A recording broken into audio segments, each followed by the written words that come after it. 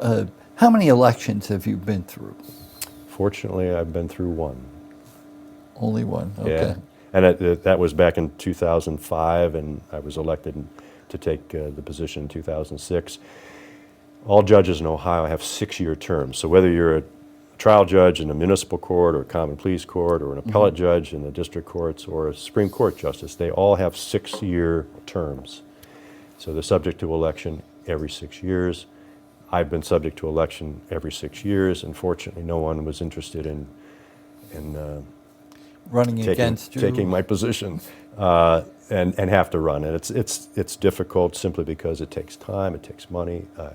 As an attorney, you're taking time out of your schedule where you can earn money, and you got to run for election. So I've been fortunate that for the last 12 years, I ran unopposed. But you still have to run and just get one vote. My wife votes for me, so.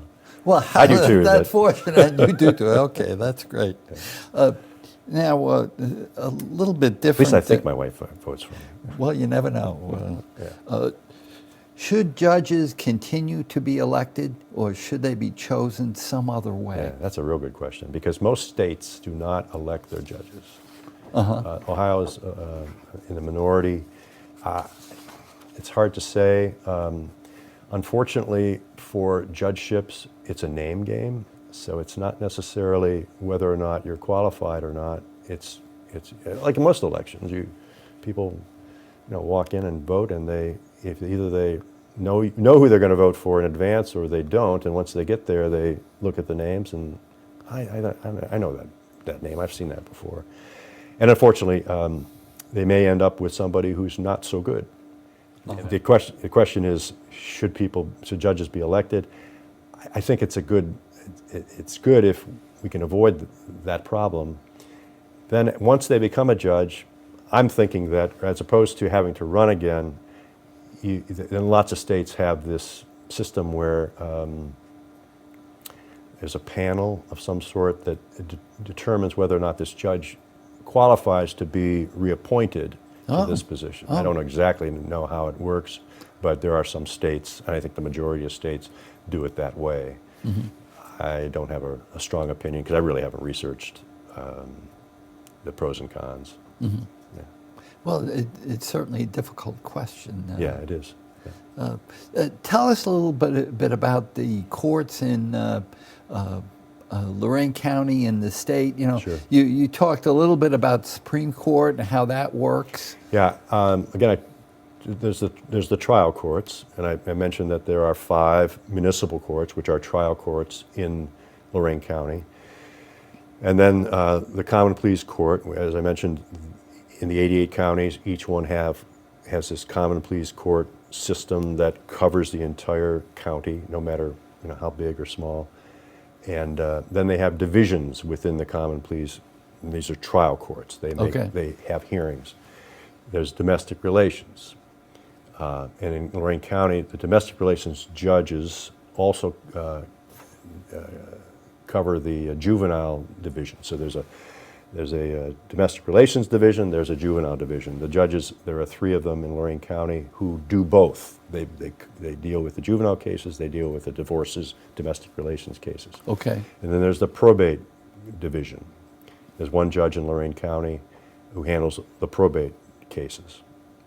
And then there's what's called the general division.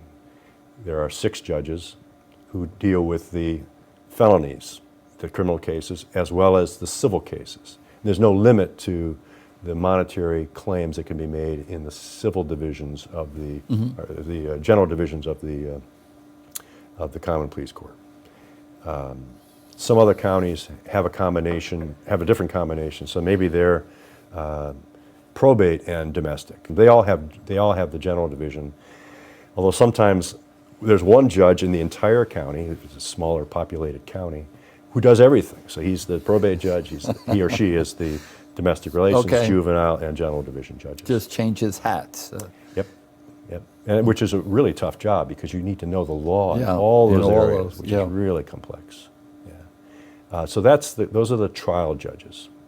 And then, as I mentioned, there's the 9th District Court of Appeals, which includes Lorain County. They are the judges who they don't hear evidence. It's not a trial court. It's an appellate court where what they hear in a three-judge panel, they hear appeals. So all appeals go up to the Court of Appeals. It's not discretionary. They take everything that's appealed, and they have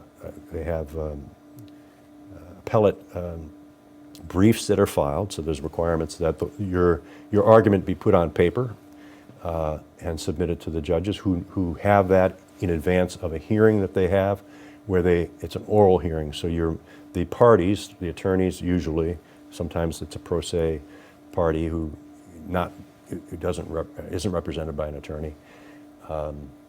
They appear for one time where they present oral argument.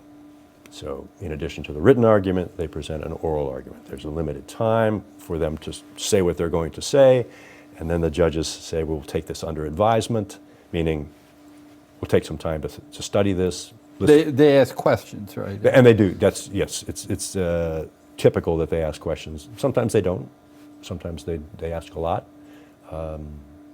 Sometimes they've made their decision in advance of the argument. Sometimes not. But then they make a decision. It's got to be a majority decision. So at least two of the judges have to agree as to the outcome, and they write an opinion, and that opinion is then sent to the parties, and that's their decision. Okay. And sometimes it's sent back to the trial court. If the trial court didn't do something that the Court of Appeals says, you should have done this, go ahead and do it now. Okay.